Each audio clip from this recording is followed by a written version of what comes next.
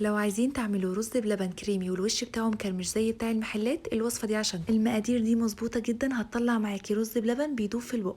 اول حاجه عندي نص كوبايه من الرز، عليها 4 كوبايات من الميه.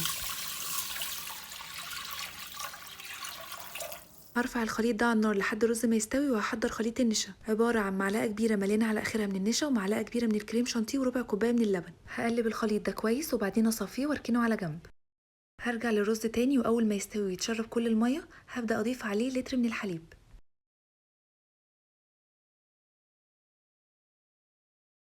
كمان هضيف عليه نص كوبايه من السكر، وما تقلقوش السكر بتاعها بيكون مظبوط جدا ومش مسكر. هرفع اللبن على النار، واول ما اللبن يغلي والسكر يدوب والرز يتشرب شويه من اللبن هضيف عليه خليط النشا.